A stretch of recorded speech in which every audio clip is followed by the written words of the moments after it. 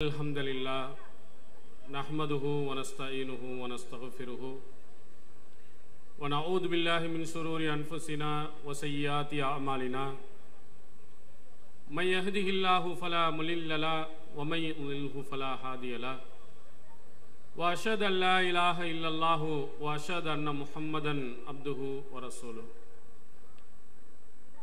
Inna ahsanal hadisi kitabullah wa khairal hadi hadi Muhammad wa sharral umuri muhdasatuha wa kullu muhdasatin bid'ah wa kullu bid'atin dalalah wa kullu dalalatin finnar.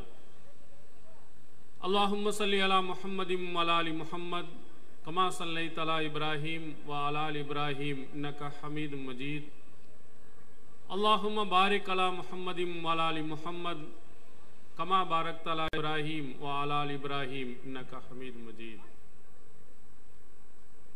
அளவற்ற அருளாளனும் நிகரில்லா பேரன்புடையனுமாகிய எல்லாம் அல்ல அல்லாஹ் ஒருவனுக்கே புகழ் அனைத்தும் உரித்து அகிலத்திற்கோர் அருள் கொடையாம் அன்னலம் பெருமகனார் ஸல்லல்லாஹு அலைஹி வஸல்லம் அவர்கள் மீதும் அவர்களின் சொல் செயலினை தவறாது பின்பற்றி ஒழுகிய நல்லற தோழர்கள் உண்மை விசுவாசிகளாம் நாம் அனைவர்கள் மீதும் எல்லாமல்ல அல்லாஹுவின் வற்றா பெருங்கருணை என்றென்றும் நிலவட்டுமாக. எல்லாமல்ல அல்லாஹுவின் நல்லடியார்களே, எல்லாமல்ல அல்லாஹு தாலா 1400 ஆண்டுகளுக்கு முன்பாக இந்த சமுதாய மக்களை சீர்திருத்த வேண்டும் என்பதற்காக முஹம்மது நபி ஸல்லல்லாஹு அலைஹி வஸல்லம் அவர்களை இறை தூதராக அரபுலகத்திற்கு அல்லாஹ் அனுப்பி வைத்திருக்கிறார். அவர்கள் இறை தூதராக இந்த உலகத்திற்கு வருகை தந்தபோது அன்றைய காலத்தில் இருந்த அந்த மக்கள் அவர்களை ஓடோடி அரவணைத்து அவர்களுடைய கொள்கைகளை ஏற்றுக்கொள்ளவில்லை. மிக கடுமையான எதிர்ப்புகள், பயங்கரமான துன்பங்கள், இவைகளையெல்லாம் அல்லாஹுவின் தூதர் அவர்கள் சந்திக்க நேரிட்டது. அதே நேரத்தில் எவ்வளவு கடுமையான எதிர்ப்புகள் அங்கே வந்ததோ அதே அளவுக்கு ஆட்களின் எண்ணிக்கை குறைவாக இருந்திருந்தாலும் அவர்களுடைய கொள்கையை மன உறுதியோடு ஏற்றுக்கொண்ட பல தோழர்களையும் அல்லாஹு தஆலா கொடுத்திருந்தார். அந்த தோழர்கள் அல்லாஹுவின் தூதர் அவர்களுடைய காலத்தில் அவருடைய கொள்கையை ஈட்டி முனையில் எங்களை நிறுத்தினாலும் எங்களுடைய ஈமானை நாங்கள் இழக்க மாட்டோம் என்று அந்த கொள்கையில் உறுதியாக இருந்ததையும் நாம் நபிமொழிகளில் நாம் பார்க்க முடிகிறது. தங்களிடத்தில் இருந்த செல்வங்கள், பொருளாதாரங்கள், இவை அனைத்தையும் இந்த கொள்கை மேலோங்குவதற்காக அந்த தோழர்கள் வாரி இறைத்ததையும் நாம் பார்க்க முடிகிறது. நபிமொழிகளிலேயும் திருக்குர்ஆனிலேயும் அவர்களுடைய தியாகங்கள், அவருடைய பொருளாதார பங்களிப்புகள், அவர்களுடைய ஈமானுடைய வலிமை, இவைகளை எல்லாம் நிறைய அல்லாஹ் தஆலா சொல்லி இருக்கிறார். திருக்குர்ஆன்ல ஒரு இடத்தில் அல்லாஹ் தஆலா சொல்கிறான், வைதா கீல லஹும் ஆமினு கமா ஆமனன் நாஸ். அந்த மக்களிடத்தில் மக்கள் இந்த தோழர்கள் எப்படி ஈமான் கொண்டார்களோ அதே போன்று ஈமான் கொள்ளுங்கள் என்று சொல்லப்பட்டால் அன்னுமினு கமா ஆமனஸ் சுஃபஹா, இந்த மூடர்கள் ஈமான் கொண்டதை போன்று நாங்கள் ஈமான் கொள்ள வேண்டுமா, நம்பிக்கை கொள்ள வேண்டுமா என்று அவர்கள் கேட்கிறார்கள். அலா இன்னஹுமுஸ் சுஃபஹா, அறிந்து கொள்ளுங்கள் இவர்கள் தான் மூடர்கள் என்று அல்லாஹ் குறிப்பிடுகிறார். அந்த வசனத்தில் அல்லாஹு தஆலா குறிப்பிடுவது இந்த தோழர்களை, அல்லாஹ்வின் தூதர் அவர்களுடைய கொள்கையை ஏற்றவர்களை பார்த்து அவர்கள் எப்படி ஈமான் கொண்டார்களோ அதே மாதிரி நீங்களும் ஈமான் கொள்ளுங்கள் என்று சொல்லும் போது அந்த நபி தோழர்களை மூடர்கள் என்று சொன்னார்கள். அல்லாஹ் திரும்ப சொல்லுகிறான், இந்த நபி தோழர்களை மூடர்கள் என்று சொல்லுகிறீர்களா? இந்த ஓரிரை கொள்கையை ஏற்றதற்காக வேண்டி முட்டாள்கள் என்று சொல்லுகிறீர்களா? நீங்கள் தான் மூடர்கள் என்று அல்லாஹ் தஆலா அந்த எதிரிகளை கண்டிக்கிறார். இன்னொரு இடத்தில் அல்லாஹ் தஆலா சொல்கிறான், ஃபஇன் ஆமனு பிமிஸ்லிமா ஆமன்தும் ஃபஹ்ததவ். அந்த தோழர்கள் ஈமான் கொண்டதை போன்று இவர்களும் ஈமான் கொள்வார்கள் என்று சொன்னால் இவர்கள் நேரான வழியில் சென்றிருப்பார்கள் என்றும் அல்லாஹ் குறிப்பிடுகிறார். நபிகள் பெருமானார் ஸல்லல்லாஹு அலைஹி வஸல்லம் அவருடைய தோழர்களிடத்தில் எப்படி ஈமானுடைய வலிமை, நம்பிக்கை, கொள்கை இருந்ததோ அதே போன்று நீங்களும் கொள்ளுங்கள். எல்லா மக்களையும் பார்த்து அல்லாஹு தஆலா இந்த வசனத்தில் அல்லாஹ் குறிப்பிடுகிறார். ஏன்னா அந்த அளவுக்கு இந்த கொள்கையை ஏற்றதிலிருந்து அடி பெறாமல் கொள்கையிலே உறுதியாக இருந்தவர்களாக அந்த நபி தோழர்கள் இருந்திருக்கிறார்கள். அல்லாஹ் ஒரு இடத்தில் குறிப்பிடுகிறான், நாம் அகல் போர் என்று சொல்லுகிறோமே, அஹஸா போர், அந்த அகல் போரிலே, அந்த கந்தக் போரிலே எதிரிகள் நிறைய இருந்தாங்க. யூதர்கள் இருந்தார்கள், முஷ்ரிக்கீன்கள் இருந்தார்கள். மதீனாவை சுற்றி இருந்த அனைத்து எதிரிகளும் ஒன்று சேர்ந்து அல்லாஹ்வின் தூதர் அவர்களையும் அவருடைய ஈமான் கொண்டவர்களையும் தாக்க வருகிறார்கள். பெரும் கூட்டம் தாக்க வருகிறது. அதை திருக்குர்ஆனில் அல்லாஹ் குறிப்பிடுகிறான், வலம்மா ரஅல் முஃமினூனல் அஹ்ஸாப், இந்த மூமின்கள் அந்த கூட்டுப்படையை பார்த்தபோது காலு மா ஹாதா மா வாதனல்லாஹு வ ரசூலா வ ஸதக்கல்லாஹு வ ரசூலா, இது அல்லாஹ்வுடைய தூதரும் வாக்களித்ததுதான், அல்லாஹ்வுடைய தூதரும் உண்மையை சொன்னார்கள். வமா ஸாதஹும் இல்லா ஈமானும் வ தஸ்லீமா, அந்த படைகளை பார்த்து அவர்களுக்கு ஈமான் அதிகரித்தது.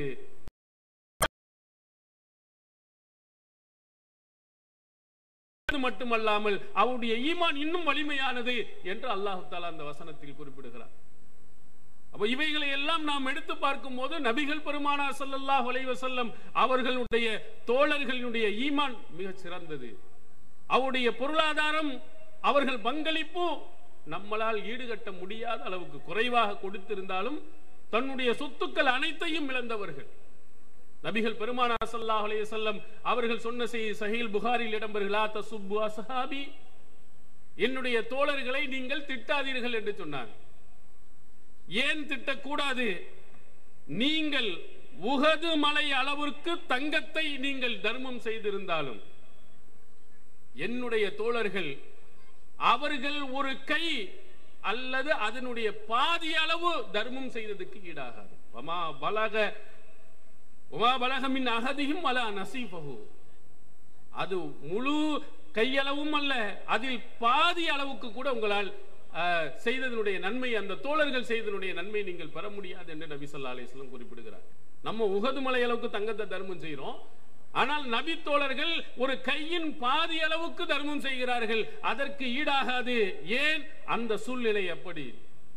உயிருக்கு உத்தரவாதம் இல்லாத ஒரு காலகட்டத்தில் தன்னுடைய சொத்துக்களை எல்லாம் கொடுத்திருந்தார்களே, அவர்களுடைய அந்த தர்மம், அவர்கள் செய்த அந்த பொருளாதாரம் நீங்கள் எவ்வளவு செய்தாலும் ஈடாகாது என்ற அளவுக்கு அல்லாஹ்வின் தூதர் அவர்கள் குறிப்பிட்டிருக்கிறார்.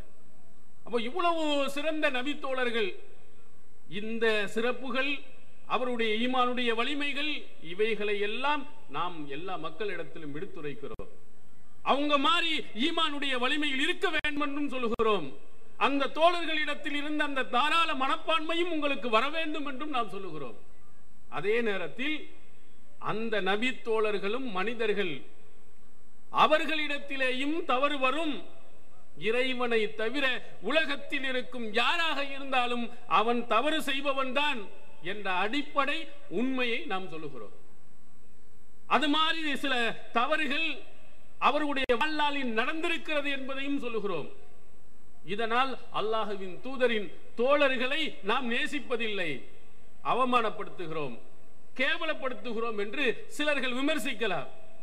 ஆனால் நபி மொழிகளை எடுத்து பாருங்கள். அல்லாஹ்வின் தூதர் அவர்களுடைய காலத்திலேயே எத்தனையோ தவறுகளை நபி தோழர்கள் செய்ததை நாம் பார்க்க முடிகிறது. நபி தோழர்கள் அப்படி தவறு செய்திருந்தாலும் அவர்கள் செய்த அந்த தியாகம், அவருடைய ஈமானுடைய வலிமை, அதற்காக அல்லாஹ் தஆலா மன்னித்து விடுவார்.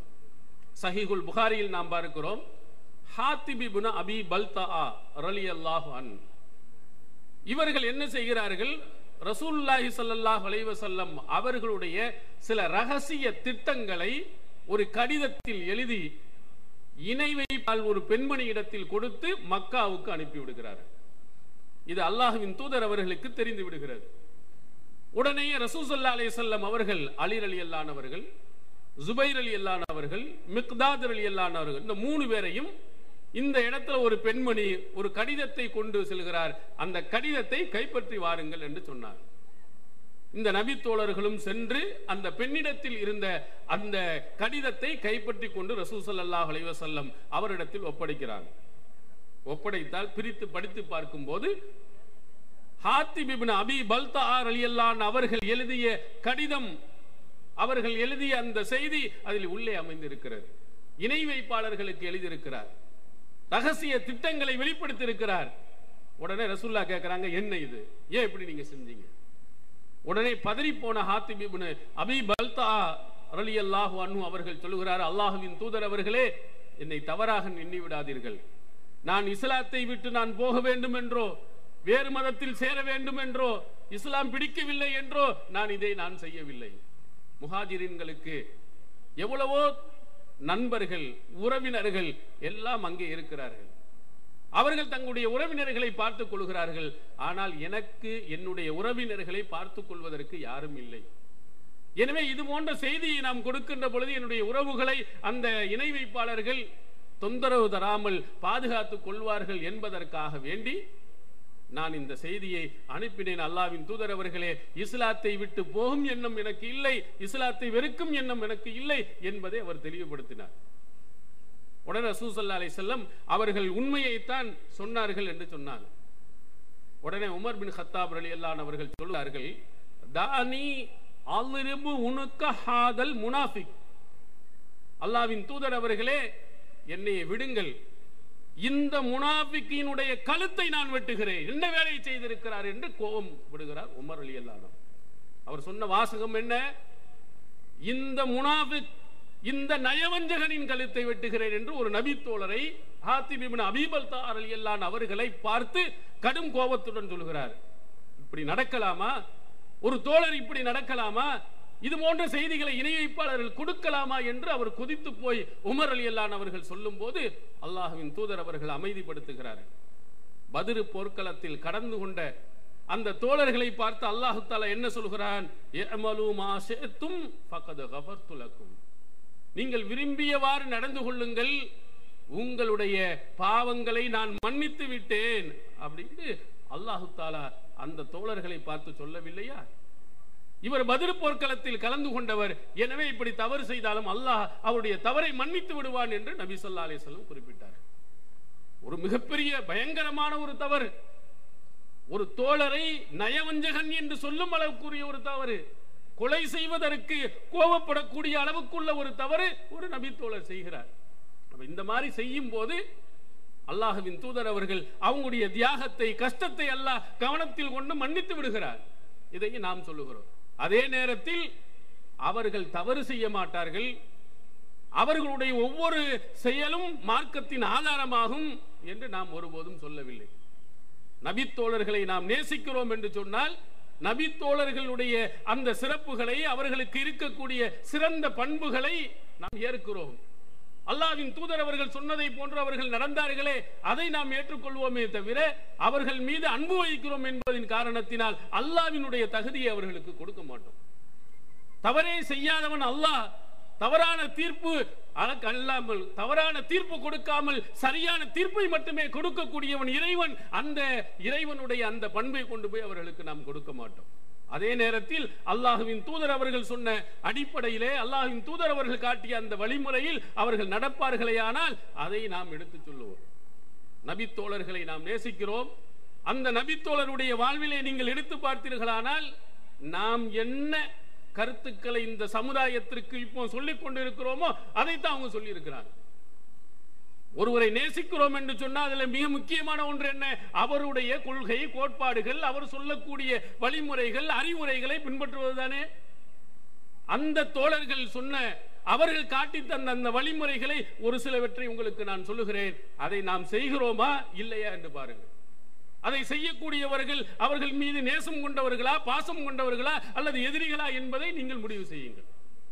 ரசூலுல்லாஹி ஸல்லல்லாஹு அலைஹி வஸல்லம் அவருடைய காலத்தில் இருந்த ஒரு அன்பு தோழர் இப்னு உமர் ரலியல்லாஹு அன்ஹு அவர்கள், அவரிடத்திலே ஷாம் தேசத்தை சார்ந்த, சிரியா நாட்டை சார்ந்த ஒருவர் சொல்கிறார், முத்தமத்து என்று சொல்லக்கூடிய ஹஜ்ஜி கூடுமா கூடாதா என்று கேட்கிறார்.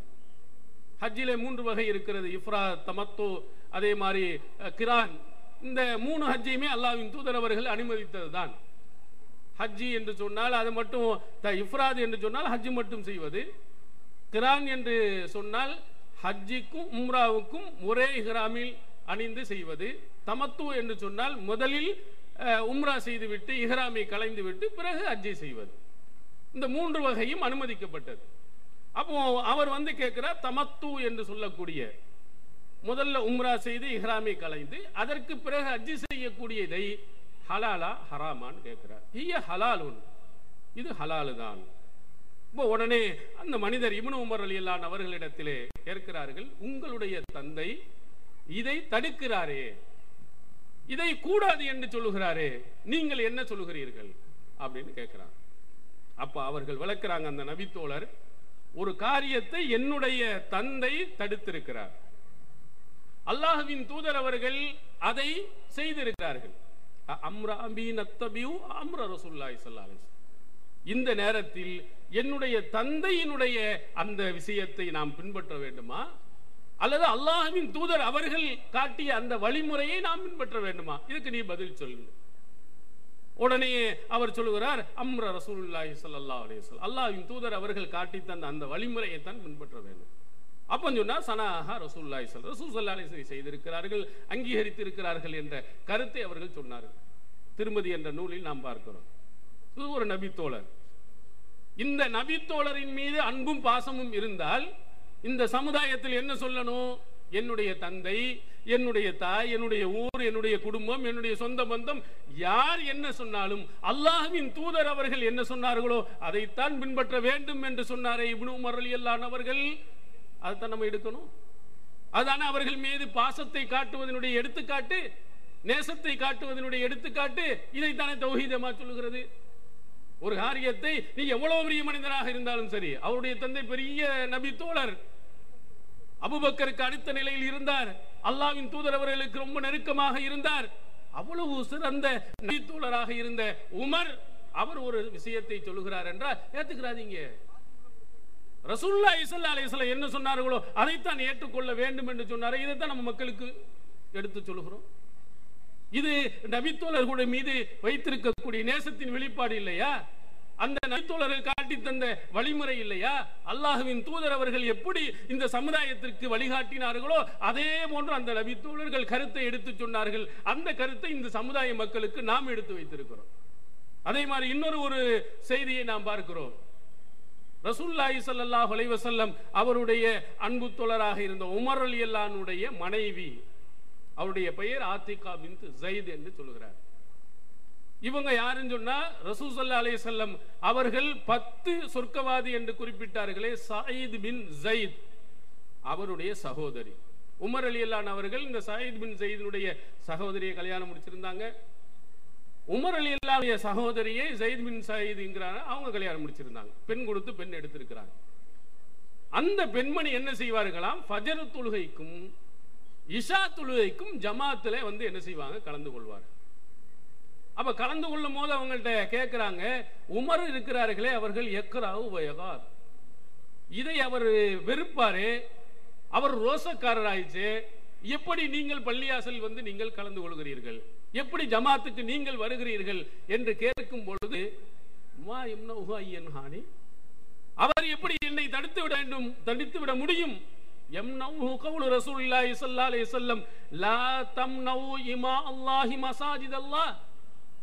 பெண்களை பள்ளியாசலுக்கு வருவதை விட்டும் தடுக்காதீர்கள் என்ற சொல் உமரை தடுத்து விடும் என்று அந்த பெண்மணி கூறியதை நாம் சஹீஹ் புகாரியில் நாம் பார்க்க முடிகிறது. கொஞ்சம் சிந்தித்து பாருங்கள், இது யார் சொன்னது? ஒரு நபித்தோழி சொன்னதுதானே. அந்த நபித்தோழி சொன்னதைத்தான் நாமும் இங்கே எடுத்து சொல்லுகிறோம். கணவராக இருக்கட்டும், உங்க பிள்ளையாக இருக்கட்டும், அல்லாஹ்வின் தூதர் அவர்கள் சொல்லிவிட்டார்கள் என்று சொன்னால் அதற்கு கட்டுப்படுங்கள். அல்லாஹ்வின் தூதர் அவர்கள் அனுமதித்த ஒன்றை தடுப்பதற்கு இந்த உலகத்தில் எவ்வளவு பெரிய மனிதனுக்கும் எந்த அதிகாரமும் கிடையாது. உமராக இருந்தாலும் கிடையாது, அபூபக்கர் அவர்களாக இருந்தாலும் கிடையாது என்பதை நினைவூட்டவில்லையா? அப்ப அந்த நபித்தோழர்கள் மீது பாசம் இருக்குவதின் காரணத்தினால் அவர்கள் சொன்ன இந்த செய்தியை நபிகள் பெருமானார் காட்டி தந்த நடைமுறைக்கு ஒத்ததாக அமைந்திருந்த இந்த செய்தியை இந்த சமுதாய மக்களுக்கு நாம் சொல்லுகிறோமே, நாங்கள் பாசம் காட்டவில்லையா? இந்த நபித்தோழர்கள் மீது எங்களுக்கு அந்த பாச உணர்வு இல்லையா? இவைகளை எல்லாம் ஆதாரமாக எடுத்து வைத்துத்தான் இந்த சமுதாய மக்களுக்கு மத்தியில் நபிகள் பெருமானாரின் வழிமுறையை நீங்கள் பின்பற்ற வேண்டும் என்று நாம் எடுத்துக்கொண்டிருக்கிறோம். அதே மாதிரி இன்னொரு செய்தியை நாம் பார்க்க முடிகிறது. ரசூலுல்லாஹி ஸல்லல்லாஹு அலைஹி வஸல்லம் அவர்களுடைய அன்பு தோழர் முகீரத் இப்னு ஷுபா ரலியல்லாஹு அவர்கள் அல்லாஹ்வின் தூதர் அவர்களிடத்தில் வந்து சொல்லுகிறார்கள், நான் அன்சாரி பெண்ணை மனம் பேசி இருக்கிறேன். அப்ப ரசூல் ஸல்லல்லாஹு அலைஹி வஸல்லம் கேட்கிறார்கள், அவர் இந்த பெண்ணை நீ பார்த்து விட்டாயான்னு. இல்ல, நான் பார்க்கல. அதனால் நீங்க நேர போய் பார்த்துக்கிறீங்க, உங்க ரெண்டு பேர்களுக்கு மத்தியும் அன்பையும் பாசத்தையும் அது உருவாக்கும். உடனே அவர் போய் அவங்க வீட்டுக்கு போகிறார். வீட்டுக்கு போய் அங்கே சொல்லுகிறார், உங்களுடைய பெண்ணை எனக்கு காட்டுங்கள், அல்லாஹ்வின் தூதர் அவர்கள் காட்ட சொல்லி இருக்கிறாங்க. ஆனால் என்ன செய்யல, அவங்களுடைய பெற்றோர்கள் காட்ட மறுக்கிறாங்க. திருமணத்துக்கு பிறகுதான் என்கிறார்கள். வாத பிரதிவாதம் ஓடிக்கொண்டிருக்கிறது. உள்ளிருந்து அந்த பெண்மணி கேட்டுக்கொண்டிருக்கிறார். அப்ப உடனே அந்த பெண்மணி அங்கிருந்தே குரல் கொடுக்கிறார்கள். முகீரத் இப்னு ஷுபா ரலியல்லாஹு அவர்களை பார்த்து சொல்கிறார்கள், இன் கான ரசூலுல்லாஹி ஸல்லல்லாஹு அலைஹி வஸல்லம் அமரக அன் தன்னுர் ஃபன்னுர், அல்லாஹ்வின் தூதர் அவர்கள் உன்னை பார்க்குமாறு கட்டளையிட்டு இருந்தால் நீ பார்த்துக்கொள் என்று சொன்னார். பெற்றோர்கள் மறுக்கிறாங்க, தந்தை மறுக்கிறார், தாய் மறுக்கிறார், காட்ட மாட்டேன் என்று சொல்லுகிறார். ஆனால் அந்த பெண்மணி அங்கிருந்து சொல்லுகிறார், அல்லாஹ்வின் தூதர் அவர்கள் சொல்லி இருந்தால் நீ பார்த்துக்கொள்.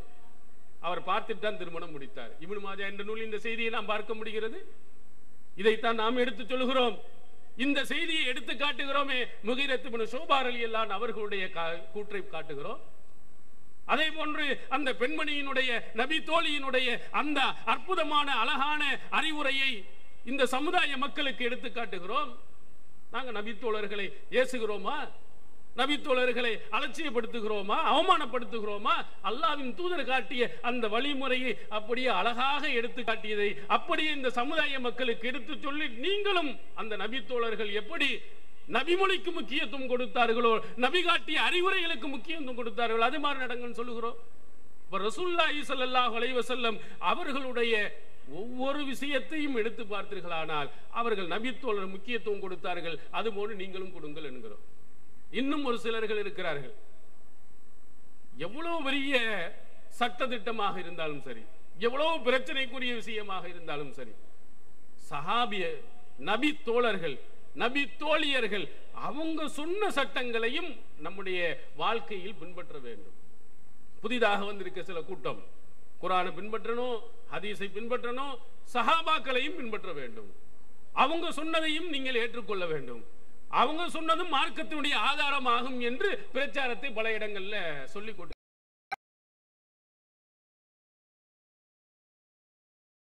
வழிமுறையை பின்பற்ற சொன்னார்களே தவிர தன்னுடைய தோழர்கள் சொன்ன ஒவ்வொன்றும் மார்க்கம் ஆதாரம்னு சொல்லல, மார்க்க ஆதாரமாக எடுத்து காட்டல. அதனால நபி தோழர்களே அதை ஏற்றுக்கொள்ளவில்லை.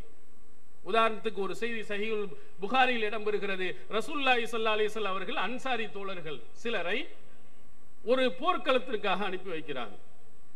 அதுல ஒருவரை தலைவராக ஆக்கி அமரகும் அன்துதீவு, அவருக்கு நீங்கள் கட்டுப்பட வேண்டும் என்றும் ரசூல் ஸல்லல்லாஹு அலைஹி வஸல்லம் சொல்லி அனுப்புறாங்க. ஏன்னா அவர் தான் தலைவர், அவர் சொன்ன மாதிரி நடந்துக்கிறீங்க. அவங்களும் அவரோட போறாங்க. ஒரு கட்டத்தில் தலைவருக்கு கோபம் வந்து விடுகிறது. ஒரு பேச்சும் கேட்கலன்ற உடனே என்ன சொல்லுகிறார், எல்லாரும் விறகுகளை கொண்டு போய் போடுங்க, தீய பத்த வைங்க. தீ மலமலண்டு எரியுது. உடனே அந்த தோழர்களிடத்தில் சொல்லுகிறார், எல்லாரும் போய் என்ன செய்யுங்க, அந்த நெருப்புல போய் விழுங்கிறார். என்னை கட்டுப்பட சொன்னாங்களா இல்லையா, நான் தலைவர் இல்லையா, எல்லாரும் போய் நெருப்புல போய் விழுங்கடா அப்படின்னு அந்த தோழர் சொன்ன உடனேயே ஒவ்வொருவரும் ஒவ்வொருவரை பார்க்கிறாங்க. இந்த நெருப்புல போய் நம்ம விழுந்துட கூடாது, நரக நெருப்புல போக கூடாதுங்கிறதுக்காண்டி தானே நம்ம இஸ்லாத்தை ஏற்றிருக்கிறோம். இந்த ஆள் திரும்ப இங்க கொண்டு போய் நெருப்புல போய் விழுகிறாருன்னு சொல்லுறாரு அப்படின்னு இவர்கள் அப்படியே ஆலோசித்து கொண்டு நினைத்து கொண்டு இருக்கும் போது நெருப்பு எரிந்தது அப்படியே அணைகிறது. அவருடைய கோபமும் தணிகிறது. அல்லாஹ்வின் தூதர் அவர்கள்ட்ட போய் சொல்றாங்க, அல்லாஹ்வின் தூதர் அவர்களே, நீங்க அனுப்பி வச்சிருந்த தலைவர் இந்த மாதிரிலாம் நடந்து கொண்டார். இப்போ உடனே ரசூலுல்லாஹி ஸல்லல்லாஹு அலைஹி வஸல்லம் அவர்கள் அழகா சொன்னாங்க, இன்னமத் தாஅத்து ஃபில் மஅரூஃப், கட்டுப்படுதல் என்பது நல்ல விஷயங்களுக்கு மட்டும்தான். நல்ல விஷயம் தான் இது குர்ஆனில் சொல்லப்பட்டது, இந்த தூதர் காட்டிய வழிமுறையில் உள்ளது. இதற்குத்தான் கட்டுப்படணுமே தவிர இதற்கு எதிராக எந்த செய்தியை சொன்னாலும் தலைவர் அமீரா இருக்கிறாரு அப்படின்னு கட்டுப்படக்கூடாது.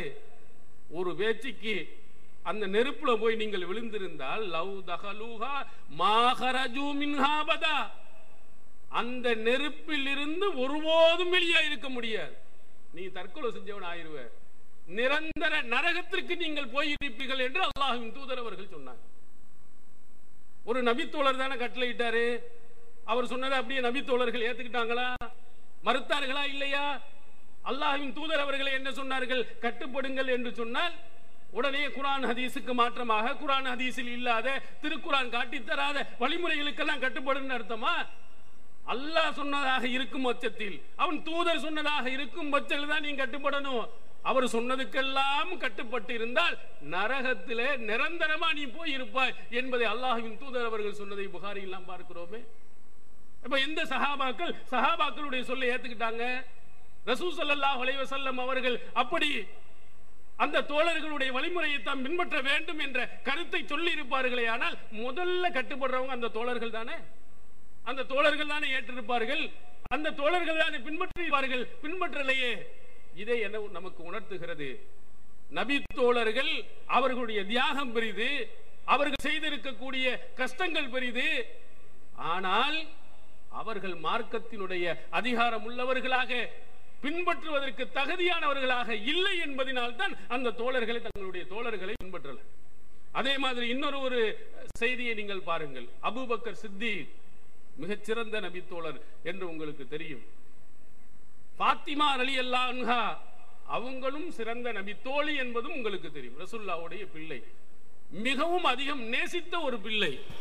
ரசூலுல்லாஹ் இறந்ததற்கு பிறகு ஆட்சி தலைவராக அபூபக்கர் சித்திக் ரலியல்லாஹு அன்ஹு அவர்கள் வருகிறார்கள். அந்த ஆட்சி தலைமைக்கு வந்ததற்கு பிறகு அபூபக்கர் சித்திக் ரலியல்லாஹு அன்ஹு அவர்களிடத்திலே ஃபாத்திமா ரலியல்லாஹு அன்ஹா வருகிறார்கள். என்னுடைய தந்தை சில போர்க்களங்களில் கிடைத்த சில சொத்துக்களை விட்டுட்டு போயிருக்கிறாங்க, அதை எங்களுக்கு தாங்க, நான் தான் வாரிசு, கொடுங்க அப்படின்னு சொன்னாங்க. உடனே அங்க இருக்கக்கூடிய அபூபக்கர் சித்திக் ரலியல்லாஹு அன்ஹு அவர்கள் என்ன பதில் சொன்னார்கள் தெரியுமா? ரசூல் ஸல்லல்லாஹு அலைஹி வஸல்லம் அவர்கள் அழகான அறிவுரை எங்களுக்கு சொல்லி இருக்கிறார். மா தரக்னா லா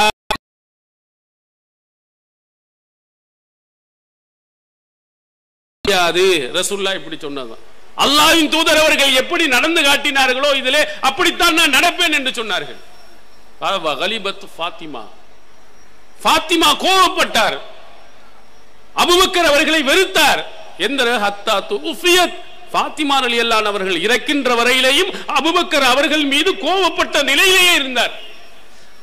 எதுக்கு? அந்த சொத்து தரலங்கிறதுக்காண்டி. ஒரு மிகச்சிறந்த ஒரு நபி தோழி அல்லாஹ்வின் தூதருடைய சட்டத்தை மாற்றி எனக்கு கொடுக்க வேண்டும் என்று சொன்னபோது அபூபக்கர் சித்திக் கேட்டார்களா? ஒரு நபி தோழருடைய சொல்லை ஏற்க வேண்டும் என்று சொன்னால் அந்த சட்டத்தை மாற்றி இருக்கலாம் இல்லையா? ஏன் மார்க்கல? அல்லாஹ்வின் தூதர் அவர்கள் சொன்ன சட்டத்தின் அடிப்படையில் தான் நடக்க வேண்டும். அது எவ்வளவு பெரிய தோழராக இருந்தால் அவருடைய பேச்சு மார்க்க விஷயத்தில் எடுபடாது என்ற அபூபக்கருடைய கருத்தை தானே இந்த தௌஹீத் ஜமாத் சொல்கிறது.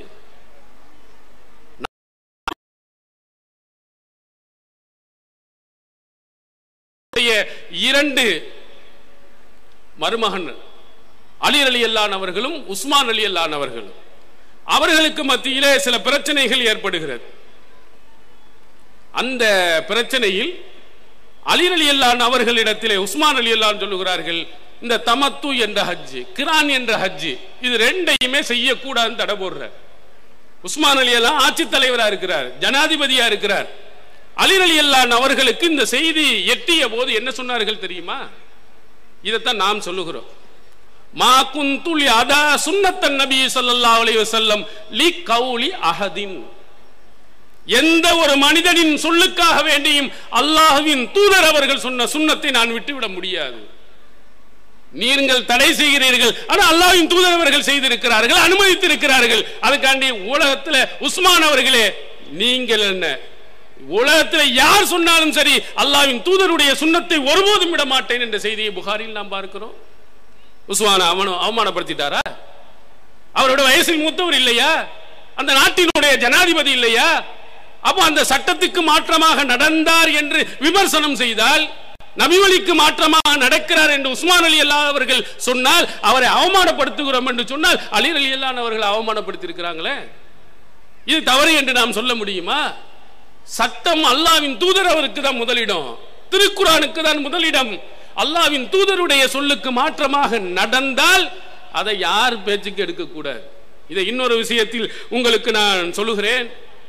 இப்னு மஸ்ஊத் ரலியல்லாஹு அவர்கள் மிகச்சிறந்த நபி தோழர், காத்திபுல் வஹியை எழுதியிருந்த ஒரு நபி தோழர், சஹீஹுல் புகாரியில் இடம்பெறுகிறது. அவருடன் தொடர்புடையது அபூ மூஸல் அஷஅரி ரலியல்லாஹு அவர்கள் என்ன செய்கிறார்கள், அவங்கள்ட்ட ஒரு மார்க்க சட்ட பிரச்சனை கேட்கிறாங்க. ஒரு சகோதரி, இன்னொன்னு மகனுடைய மகள், அப்புறம் அதற்கு அடுத்து ஒரு மகள். இந்த 3 பேரும் இருந்தால் சொத்தை எப்படி பிரித்து கொடுப்பது? மகள் இருக்கிறாள், மகனுடைய மகள் இருக்கிறாள், அதே மாதிரி ஒரு சகோதரி இருக்கிறார், என்ன பிரித்து கொடுக்கிறது? அபூ மூஸல் அஷஅரி ரலியல்லாஹு அவர்கள் சொன்னார்கள், மகளுக்கு பாதி, சகோதரிக்கு பாதி. அந்த பேத்தி இருக்கிறாள அவங்களுக்கு ஒண்ணும் கிடையாது. உடனே இந்த செய்தி இப்னு மஸ்ஊத் ரலியல்லாஹு அவர்களுக்கு போகிறது. இப்னு மஸ்ஊத் ரலியல்லாஹு அவர்கள் இவருடைய மார்க்க தீர்ப்பை கேட்டுவிட்டு சொன்னார்கள், எவ்வளவு அழகான வாசனம், லகத் லலல்து இதன் வமா அன மினல் முஹ்ததீன். இந்த அபூ மூஸா அவர்களை போன்று ஒரு தீர்ப்பை நான் கொடுத்திருந்தால் நான் வழிகட்டவனாக போயிருப்பேன், நேர்வழி பெற்றவனாக இருக்க மாட்டேன் என்று சொன்னார். யாரு? அபூஜஹலுடைய தீர்ப்பா? உத்பா சொன்ன தீர்ப்பா? ஷைபா சொன்ன தீர்ப்பா? அபூ மூஸல் அஷஅரி ரலியல்லாஹு அவர்களுடைய தீர்ப்பை இப்னு மஸ்ஊத் ரலியல்லாஹு அந்த தீர்ப்பை நானும் சொன்னால் நான் வழிகட்டவனாக இருப்பேன், நான் நேர்வழி பெற்றவனாக இருக்க மாட்டேன். அல்லாஹ்வின் தூதர் அவர்கள் அப்படி தீர்ப்பு வழங்கவில்லை. அல்லாஹ்வின் தூதர் சொன்ன தீர்ப்பை உங்களுக்கு சொல்லுகிறேன் என்று சொன்னார். மகளுக்கு பாதி, மகனுடைய மகளுக்கு 1/6 மீதம் உள்ளது சகோதரிக்கு. இப்படிதான் ரசூல் ஸல்லல்லாஹு அலைஹி வஸல்லம் அவர்கள் அந்த இதை பிரித்து கொடுத்திருக்கிறாங்க. இந்த இப்னு மஸ்ஊத் ரலியல்லாஹு அவர்கள் என்ன சொல்ல போறீங்க? நபி தோழரை நையாண்டி செய்தவர் என்று சொல்ல போறீங்களா? அவமானப்படுத்தியவர் என்று சொல்ல போகிறீர்களா? அவர் எப்படி பார்த்தார்?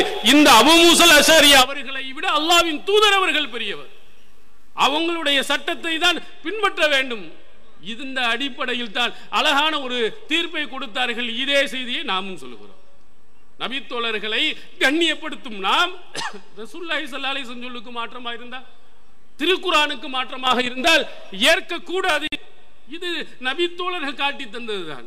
அவர்கள் மீது உள்ள நேசத்தின் காரணத்தினால் தான் இது போன்ற செய்திகளையும் நாம் எடுத்துச் சொல்கிறோம் என்பதையும் நீங்கள் கவனத்தில் கொள்ளணும். அடுத்ததாக தௌஹீத் ஜமாத்தினுடைய இன்னொன்று முக்கியமான ஒன்று, வஹியை மட்டும்தான் பின்பற்ற வேண்டும். இப்படி சொல்லிக்கொண்டு புதிய புதிய சட்டங்களை சொல்கிறார்கள், புதிய புதிய பிரச்சனைகளை உருவாக்குகிறார்கள் என்று நம்ம மேல நிறைய விமர்சனம். வஹியை மட்டும், குர்ஆன் வசனத்தை ஆதாரம் காட்டி சொல்றோம், இத்தபியு மா உன்ஸில இலைக்கும் ரப்பிக்கும் வலா தத்தபியு மின் துனிஹி அவுலியா கலீலம் மா ததக்கரூன். உங்களுக்கு வஹியாக இறக்கப்பட்டதை மட்டும் பின்பற்றுங்க, மற்றதை பின்பற்றாதீர்கள் என்று திருக்குர்ஆன் சொல்லுகிறது. இதை சொல்லி நாம் மக்களை விழிப்புணர்வு ஏற்படுத்துகிறோம். வஹி அல்லாதது வழிகேடு என்று சொல்லுகிறோம். மார்க்கத்தினுடைய சட்ட திட்டங்களுக்கு வஹியை தான் பின்பற்ற வேண்டும் என்று நாம் சொல்லுகிறோம். ஆனால் நம்மளை விமர்சனம் பண்றோம். இந்த விமர்சனம் பண்ணுபவர்களை நான் கொஞ்சம் கேட்கிறேன். அல்லாஹ்வின் தூதர் அவர்கள் உருவாக்கிய அந்த நபி தோழியர்கள் தான் இது போன்ற கருத்தை எங்களுக்கெல்லாம் விதைச்சிருக்கிறார். அல்லாஹ் தூதர் சொன்னது, திருக்குர்ஆன் சொன்னது, அதுபோன்று இந்த நபி தோழியர்களும் இதே கருத்தை தான் சொல்லி இருக்கிறாங்க. சஹீஹ் முஸ்லிமில் புரட்டி பாருங்கள். அபூபக்கர் சித்திக் ரலியல்லாஹு அவர்கள் உமர் ரலியல்லாஹு அவர்களை கூப்பிடுகிறார்கள். அல்லாஹ்வின் தூதர் அவர்கள் எப்படி இந்த உம்மு ஐமன் ரலியல்லாஹு அன்ஹா அவர்களை சந்தித்து வந்தார்களோ அதுபோன்று நாமும் போய் சந்தித்து வருவோம். ரசூலுல்லாஹ் உயிரோடு இருக்கும்போது உம்மு ஐமன் ரலியல்லாஹு அவர்கள் வீட்டுக்கு போயிட்டு வருவாங்க. ஏன்டா ரசூல் ஸல்லல்லாஹு அலைஹி வஸல்லம் அவர்களுடைய தாயார் இறந்ததற்கு பிறகு இந்த உம்மு ஐமன் ரலியல்லாஹு அன்ஹா அவங்க தான் எடுத்து வளர்த்தாங்க. அவங்க அடிமையா இருந்தாங்க. ஹதீஜா ரலியல்லாஹு அன்ஹா அவங்கள ரசூலுல்லாஹ் திருமணம் முடித்த பிறகு அவங்க விடுதலை செய்தாங்க. ஸைத் பின் ஹாரிஸா அவங்கள திருமணம் முடிச்சுக்கிட்டாங்க. ரசூல் ஸல்லல்லாஹு அலைஹி வஸல்லம் சிறுவயதாக இருக்கும் போது உம்மு ஐமன் தான் வளர்த்தனால ரசூல் ஸல்லல்லாஹு அலைஹி வஸல்லம் அளவு கடந்த அன்பு வைத்திருந்தாங்க. சில செய்திகளில் பார்க்கும் உம்மி வந்துட்டு போவாங்க. இப்போ ரசூல்லா வராமல் ரசூல்லா இருந்தா தானங்க வஹி வரும் என்பதற்குத்தானே உம்மு ஐமனுடைய கண்களில் இருந்து தண்ணீர் வந்தது. இதை கேட்ட அபூபக்கர் சித்திக் அவர்களும் உமர் ரலியல்லாஹு அவர்களும் எபுக்கியானுமாக அவங்களோடு சேர்ந்து அவர்களும் சேர்ந்து அழுதார்கள். ஆகா வஹி போய்விட்டது என்பது. அப்ப கொஞ்சம் சிந்தித்து பாருங்கள். அந்த நபி தோழியர் அந்த நபி தோழர்கள் வஹீதான் இஸ்லாத்தினுடைய அடிப்படை. அதை வைத்துதான் அல்லாஹ்வின் தூதர் அவர்கள் தீர்ப்பு வழங்கினார்கள். அதைத்தான் சட்டமாக சொன்னார்கள் என்று உரத்து சொன்னார்களே. இதைத்தான் நாம் சொல்லுகிறோம். இது போன்ற அடிப்படையான விஷயங்களை நபித்தோழியர்கள் மூலமாக நமக்கு கிடைக்கிறதே. நாம் அவர்கள் மீது நேசம் வைத்திருக்கிறோமா, பாசம் வைத்திருக்கிறோமா, அல்லது அவர்களை அவமானப்படுத்துகிறோமா என்பதை நீங்கள் சிந்தித்து பாருங்கள். அது மட்டுமல்ல, திருக்குர்ஆனுடைய அந்த வகையினுடைய சொல்லுக்கு மாற்றமாக ஒரு நபித்தோழர் சொல்லி இருந்தால் அதை ஏற்கக்கூடாது என்று இந்த சமுதாயத்துக்கு சொன்னவர்களும் அந்த நபித்தோழர்கள் தான். அந்த நபித்தோழர் மீது பாசத்தை இருப்பதின் காரணத்தில் குர்ஆனுக்கு முரணாக ஏதாவது ஒரு செய்திகள் இருக்குமானால் அதை பின்பற்றக்கூடாது என்று நாம் சொல்லுகிறோம். என்ன சில செய்திகளை பாருங்கள். இதே அபு மூசா அவர்களுக்கும் இப்னு மசூத் ரலியல்லாஹு அவர்களுக்கும் ஒரு செய்தி, ஒரு சம்பவம் நடக்கிறது. சஹீல் புகாரியில் பதிவு செய்யப்பட்டிருக்கிறது. அவர்கள் அபு மூசா அஷாரி ரலியல்லாஹு அவர்கள் கேட்கிறார், இதா அஜ்னம வலம் யஜித் மான் கைஃப தஸ்னா. ஒரு மனிதன் குளிப்பு கடமையாகிவிட்டான், அவனுக்கு தண்ணீர் கிடைக்கல, என்ன செய்யணும்? அவர் சொன்ன லாயி சொல்லி ஹத்தா யஜிதல் மா, தண்ணீர் கிடைக்கின்ற வரையிலேயும் அவன் தொழக்கூடாது. ஒருத்தன் குளிப்பு கடமையாயிருச்சு, தண்ணீர் கிடைக்கல, அப்போ என்ன செய்ய வேண்டும் என்று சொல்லும் போது தண்ணீர் வர்ற வரையிலே அவன் தொழாமலேயே இருக்கணும். அப்துல்லா பின் மசூதினுடைய தீர்ப்பு. உடனே அபு மூசா அஷாரி ஒரு ஆள் சொல்லிட்டார், நபி தோழர் சொல்லிட்டார், உடனே ஏத்துக்கிட்டு போன்னு போனாரா? இல்ல. ரசூலுல்லாஹ் அப்படி சொல்லாதனால திரும்ப கேட்கிறார். அம்மார் ரலியல்லாஹு அவர்களுக்கும் உமர் ரலியல்லாஹு அவர்களுக்கு மத்தியில் ஒரு சம்பவம் நடந்ததே உங்களுக்கு நினைவில்லையா? அம்மார் உமர் ரலியல்லாஹு அவர்கள் ஒரு பயணத்தில் போனார்கள், குளிப்பு கடமையாகி விடுகிறது. அம்மார் அவர்கள் மண்ணில் முழுசா புரண்டு எந்திரிச்சார். தயமம் கையில தானே செய்யணும், உழு செய்யறதுண்டா. அப்போ குளிப்பு கடமையானா முழுமையா குளிக்கணும். அப்ப தயமம் எப்படி செய்யணும்? முழு உடல்லையும் மண்ணு பிறண்டுங்கிறால் மண்ணில் பிறண்டாரு. இதை ரசூல் ஸல்லல்லாஹு அலைஹி வஸல்லம் அவங்கள்ட்ட வந்து சொன்ன போது ரசூல் ஸல்லல்லாஹு அலைஹி வஸல்லம் அவர்கள் உழுவுக்கு செய்யற மாதிரி தயமம் செஞ்சாலே போதுன்னு சொன்னாங்களே அப்படின்னு அவர் சொன்ன தீர்ப்பு தப்பு என்பதுக்கு ஒரு ஆதாரத்தை சொல்றேன். அதுக்கு அப்துல்லா பின் மசூத் ரலியல்லாஹு அவர்கள் சொல்லுகிறார்கள், இதைத்தான் உமர் ஏத்துக்கலையே. உமருக்கு அம்மாரும் நடந்த ஒரு சம்பவம், இதை சொல்லும் போது உமர் அவர்கள் எனக்கு நினைவில்லைன்ட்டார். இதை சொன்னார். அவ சொன்ன உடனே அபு மூசா அஷாரி அடுத்து அவர் சொன்ன கருத்து மாற்றம் என்பதற்கு ஆதாரமாக இறுதி ஆதாரமாக பதிவு செய்கிறார். கைஃப தஸ்னு பிஹாதிஹில் ஆயா ஃபீ சூரத்துல் மாயிதா. அல்லாஹ் சொல்றா, இல்லம் தஜிது மாஅன் ஃபதயம்மமு ஸஈதன் தய்யிபா. உங்களுக்கு தண்ணீர் கிடைக்கவில்லை என்று சொன்னால் தூய்மையான மணலில் தயம்மம் செய்து கொள்ளுங்கள். நீங்க பெண்ணுடன் உறவு கொண்டு தண்ணீர் கிடைக்கல, தூய்மையான மண்ணில் தயம்மம் செஞ்சுக்கிறீங்க இப்படின்னு சூரத்துல் மாயிதாவில் ஒரு வசனம் இருக்குது. இதை என்ன செய்வீங்க? இதுக்கு என்ன உங்களுடைய பதில் அப்படின்னு கேட்குவோம். அமாதரா அப்துல்லா மாயகூல். அபு மூசா அஷாரியினுடைய கேள்விக்கு அவரால் பதில் சொல்ல தெரியாமல் திணறிட்டார். இப்படியே நம்ம அனுமதி கொடுத்தோம்னா சும்மா குளிருங்கிறதுக்கு எல்லாம் என்ன செய்வான், தயமம் செஞ்சிருவான்னு அவர் சமாளித்து சொன்னார். சஹீல் புகாரியில் பதிவு செய்யப்பட்டிருக்கு. யாருடைய கருத்தை ஒரு நபித்தோழர், ஒரு சிறந்த நபித்தோழருடைய ஒரு கருத்தை அபு மூசா அஷாரி அவர்கள் எதை வைத்து மறுக்கிறார்? திருக்குர்ஆன் அனுமதித்திருக்கின்ற பொழுது நீங்கள் எப்படி தொழாமல் இருக்கலாம் என்று பதில் சொல்லலாம். இது கேட்டது யார்? ஒரு நபித்தோழர் இன்னொரு நபித்தோழர் தானே கேட்டாரு. அந்த கருத்தை தான் நாம் சொல்லுகிறோம். திருக்குர்ஆனுடைய சட்டங்களுக்கு மாற்றமாக ஒரு நபித்தோழர் சொன்னார், அல்ல நபித்தோழர் அல்லாத யார் சொன்னாலும் சரி ஏற்கக்கூடாது என்பதை அபு மூசா அஷாரி போன்ற நபித்தோழர்கள் நமக்கு காட்டினாங்க. இந்த சட்டத்திட்டங்களை மக்களுக்கு நாம் உணர்த்துகிறோம். நாங்கள் தான் உண்மையிலேயே நபித்தோழர்களை உண்மையிலேயே நேசிக்கிறோம். அவங்களுடைய கொள்கையை இந்த சமுதாய மக்களுக்கு எடுத்துரைக்கிறோம். இதே மாதிரி இன்னொரு செய்தியை நான் உங்களுக்கு நினைவூட்டுகிறேன். இம்ரான் பின் ஹுசைன் ரலியல்லாஹு அவர்கள் ஒரு சிறந்த நபித்தோழர். சஹீல் புகாரியில் இடம்பெற்று, சஹீஹ் முஸ்லிமில் இடம்பெற்றிருக்கிறது. இதே உமர் ரலியல்லாஹு அவர்கள் தமத்து என்ற அந்த ஹஜ்ஜை கூடாது என்று சொன்னாங்க. இந்த செய்தி இம்ரான் பின் ஹுசைன் ரலியல்லாஹு அவர்களுக்கு வருகிறது. வரும்போது அவர்கள் என்ன பதில் அளித்தார்கள் தெரியுமா? உன்சிலத் ஆயத்துல் முத்தா ஃபீ கிதாபில்லாஹி ஃபஅல்னாஹ மா ரசூலுல்லாஹி ஸல்லல்லாஹு அலைஹி வஸல்லம். இந்த தமத்து என்று சொல்லக்கூடிய சட்டம் அல்லாஹ்வுடைய வேதத்தில் இறங்கியது. அல்லாஹ்வின் தூதர் அவர்களுடனும் கூட இந்த தமத்து என்ற ஹஜ்ஜை நாங்கள் செய்திருக்கிறோம். ஃபமன் தமத்தா பில் உம்ரதி இலல் ஹஜ், யார் தமத்து என்ற முறையில் ஹஜ் செய்கிறாரோ அவருக்கு பலிப்பிரதானி கிடைக்கவில்லை என்று சொன்னால் அவர் என்ன செய்ய என்று அல்லாஹ் திருக்குர்ஆன்ல சூரத்துல் பக்கராவில் சொல்லி காட்டுறான். தமத்து என்ற ஹஜ்ஜினுடைய சட்டத்தை அல்லாஹ்வே பேசுகிறார். இது வேதத்தில் இறங்கி இருக்கிறது, அல்லாஹ்வின் தூதருடைய காலத்தில் இறங்கி இருக்கிறோம். ஆனால் வகால ரஜுலுன் பிரைஹி மாஷா, ஆனால் ஒரு மனிதர் தன்னுடைய அறிவுக்கு ஏற்ற மாதிரி செய்திகளை சொல்லிக் கொண்டிருக்கிறார். சஹீஹ் முஸ்லிமுடைய அறிவிப்பில் அந்த மனிதர் உமர் ரலியல்லாஹு என்று பதிவு செய்யப்பட்டிருக்கிறது. யார் திருக்குர்ஆன்ல தமத்து ஹஜ் என்பதற்கு சட்டம் சொல்லப்பட்டு ஆதாரம் இருக்கின்ற பொழுது உமர் ரலியல்லாஹு அவர்கள் சொன்னதை என்ன சொல்லுகிறார்? அவர் அறிவின் அடிப்படையில் சொல்லுகிறார். இது தவறு என்று சொன்னது இம்ரான் பின் ஹுசைன் என்ற நபித்தோழர் இல்லையா? திருக்குர்ஆனுடைய சட்டத்துக்கு முரண் என்றுதானே அவர் குறிப்பிட்டார். திருக்குர்ஆனை ஆதாரமாக காட்டித்தானே சொன்னார். அல்லாஹ்வே சொல்லுகின்ற பொழுது உமர் எப்படி சொல்லலாம்?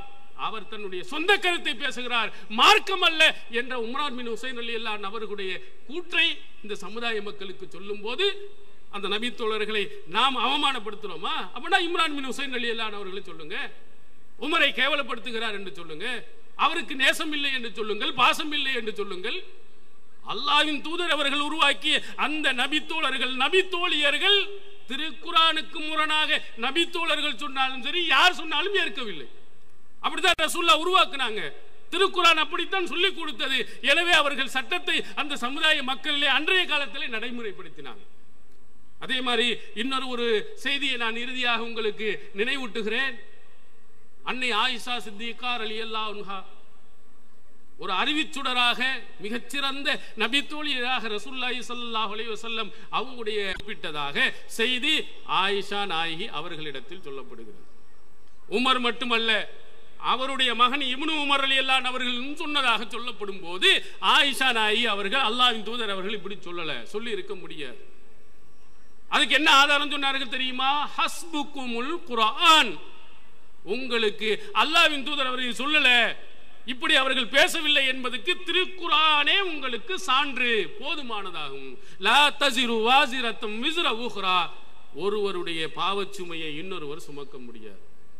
ஆனா இறந்து போனவன் அவன் போயிட்டான், இங்கே குடும்பத்தினர் அழுவதின் காரணத்தினால் இவன் அழுவுனதுக்கு ஏன் அவனை போய் நீங்க தண்டிக்கிறீங்க?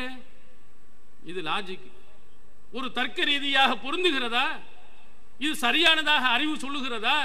ஏன்னா அவன் செஞ்சதுக்கு அவனை தண்டிக்க பரவாயில்லை, எவனோ ஒருத்தர் அழுகிறான் என்பதற்காக அவனுடைய மையத்தை வேதனை செய்வது சரியில்லையே. இது அல்லாஹ்வின் தூதர் அவர்கள் சொல்லவில்லையே, திருக்குர்ஆனும் அப்படி பேசலையே. ஒருவருடைய பாவச்சுமையை இன்னொரு சுமக்கூடிய, இவன் பாவம் செஞ்சா அவனுக்கு தான் தண்டனை கொடுப்போம் தவிர இன்னொருவனுக்கு கொண்டு போய் கொடுக்க மாட்டோம் என்று அல்லாஹ் சொல்லுகிறான். இந்த திருக்குர்ஆன் வசனம் உங்களுக்கு பத்தாதான்னு சொன்னாங்க.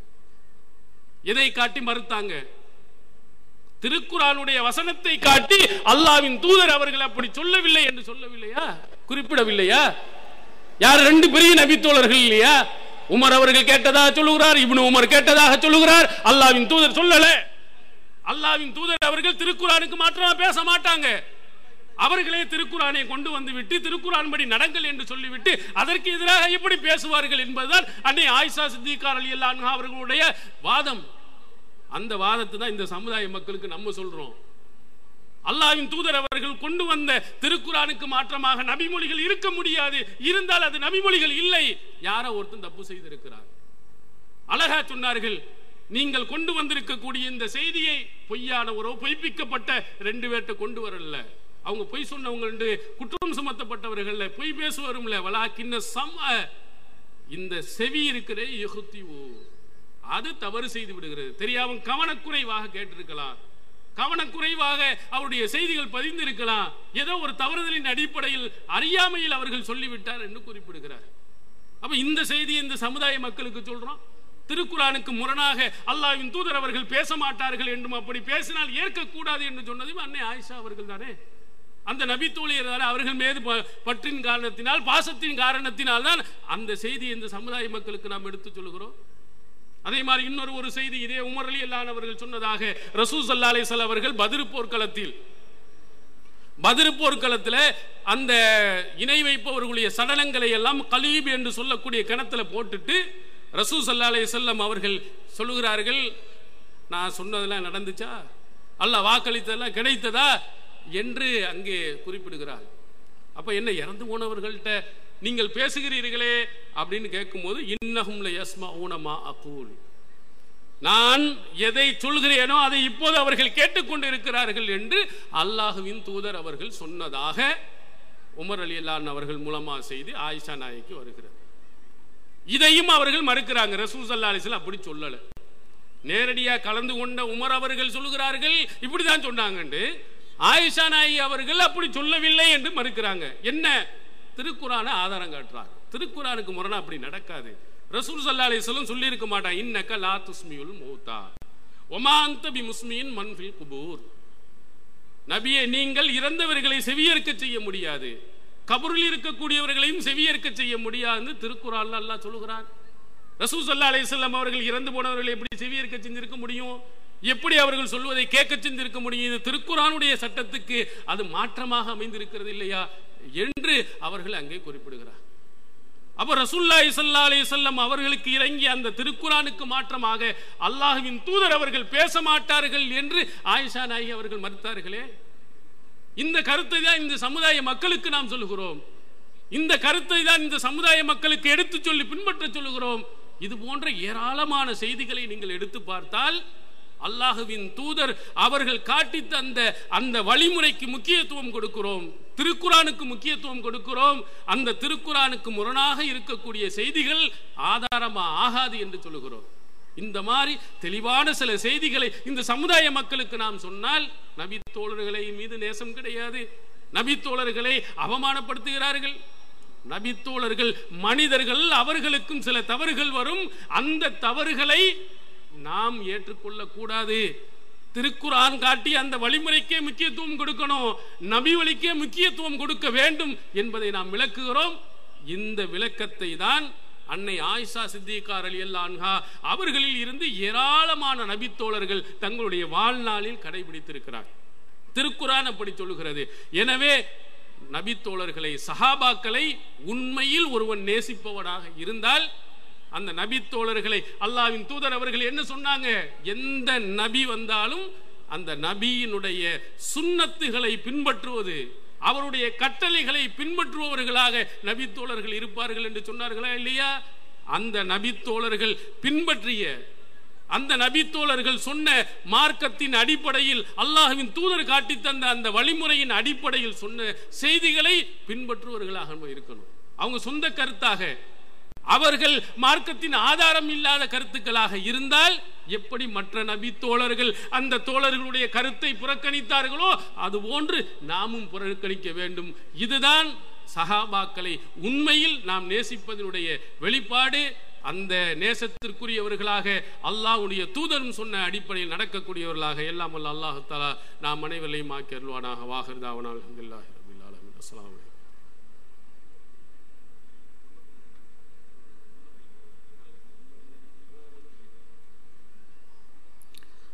அடுத்ததாக மகரிப் தொழுகை இடைவேளை பெண்களுக்கு மேடையோட இடதுபுறம் பின்பக்கமாக தொழுகைக்கு ஏற்பாடு செய்யப்பட்டுள்ளது. அதே மாதிரி ஒழு செய்வதற்காகவும் பின்பக்கமாக ஏற்பாடு செய்யப்பட்டுள்ளது. ஆண்களுக்கு மேடையின் வலதுபுறமாக தொழுகைக்கு ஏற்பாடு செய்யப்பட்டுள்ளது. அதுக்கு பின்னாடி ஒழு செய்வதற்கு ஏற்பாடு செய்யப்பட்டுள்ளது. ஆகையால் அங்கே போய் நீங்கள் தொழுதுட்டு அடுத்த இரண்டாவது அமர்வுக்கு விரைவாக அமருமாறு